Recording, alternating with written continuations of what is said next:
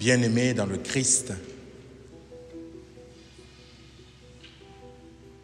il y a quelques jours,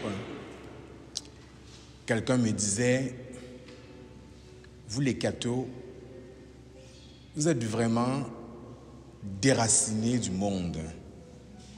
Vous ne comprenez rien à la vie. Avec toutes vos règles, votre doctrine, votre morale, vous les cathos, vous êtes bizarres. Une protestante m'a dit il y a 2 jours, votre pauvreté, c'est au niveau de l'écriture. Vous ne maîtrisez pas la parole de Dieu. C'est tout le temps les mêmes choses, les mêmes affaires. J'étais catholique avant et j'ai quitté. Pourquoi? C'était plate. Chaque année, les mêmes choses. Noël, Pâques, le carême, ainsi de suite.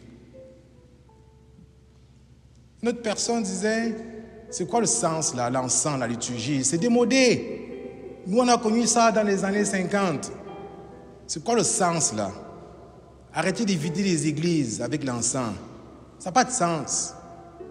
D'autres qui disent, mais pourquoi le prêtre qui parle à voix basse, il pourrait dire, ça nous concerne nous aussi. On entend tout genre de choses sur l'église, sur ce qu'elle doit dire, sur ce qu'elle doit faire. Tant des gens qui ne se disent pas pratiquants, d'autres qui ne se disent pas chrétiens, mais pire, de plusieurs parmi nous qui sommes baptisés. Mais c'est à travers tout ce méli-mélo, toutes ces critiques, que l'Église nous propose encore une fois de plus aujourd'hui le temps de l'Avent. On doit certainement en avoir marre, être fatigué et se dire, encore l'Avent, ça veut dire bientôt Noël, encore les bougies, les sièges roses, mauves, violets. C'est redondant. C'est quoi le sens de tout ça? On pourrait effectivement se poser la question en toute légitimité. Pourquoi revivre chaque année les mêmes affaires?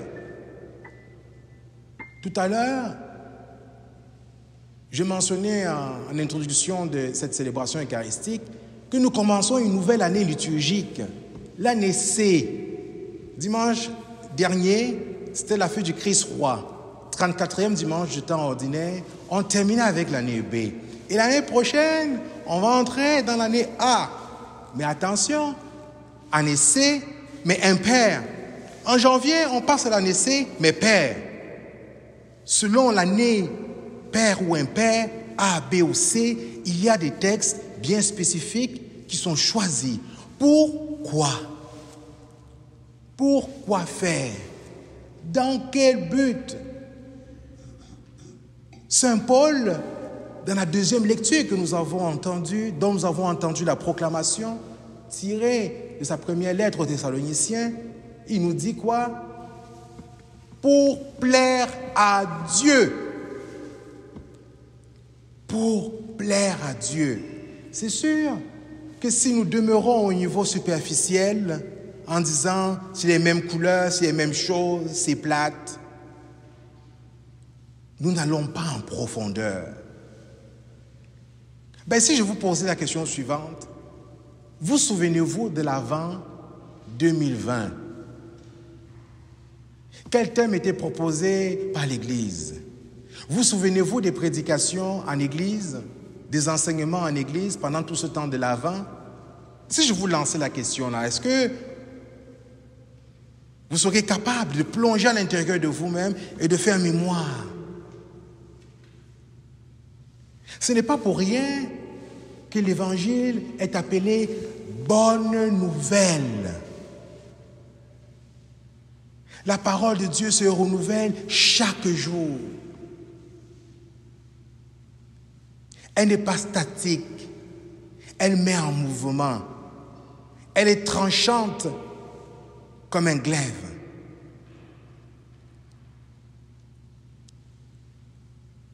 Pour plaire à Dieu. Saint Paul invite à faire de nouveaux efforts, de recommencer, de repartir à zéro. d'ouvrir nos cœurs avec ce que nous sommes, avec nos expériences de vie, douloureuses ou joyeuses, de préparer nos cœurs, nos vies comme cette terre où tombe le grain de blé, où tombe la parole de Dieu.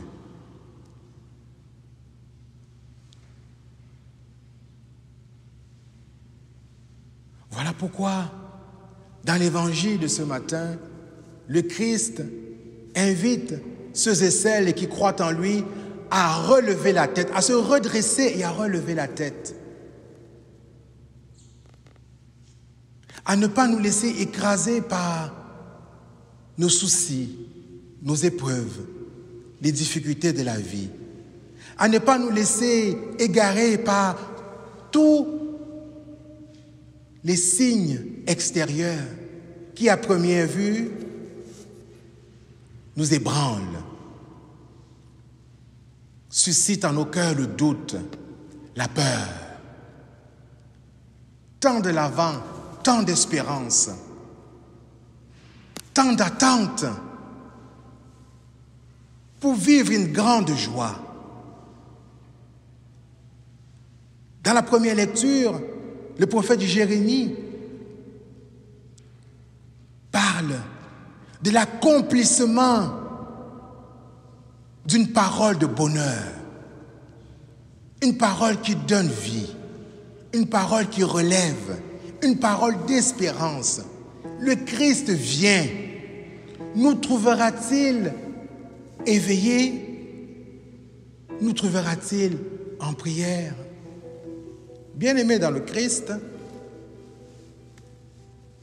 ne soyons pas fatigués des propositions de l'Église.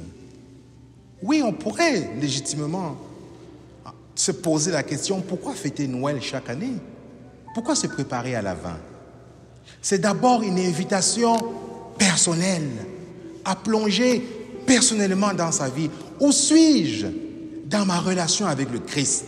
N'oublions pas, le Christ est venu, il est né, il a souffert, il est mort, il est ressuscité une bonne fois pour toutes. Mais si nous faisons mémoire à chaque Eucharistie, à chaque temps liturgique, des moments clés, des temps forts de la vie du Christ, c'est pour nous entraîner, c'est pour nous préparer à la rencontre avec lui, quand il viendra dans sa gloire, pour nous faire entrer dans la vie éternelle, promise par le Père. Si nous croyons vraiment que le Christ est mort et ressuscité, si nous croyons en recevant le pain et le vin à la table eucharistique, que nous recevons quelque chose de Dieu, si nous croyons que nous recevons le corps du Christ, livré, donné pour que nous ayons la vie, alors demeurons dans l'espérance. Revivons ce temps de l'Avent en essayant de plaire à Dieu, en essayant de revoir nos vies, à préparer nos cœurs. Car s'il se présente devant nous aujourd'hui, serons-nous prêts à l'accueillir? Serons-nous prêts à entrer dans la joie promise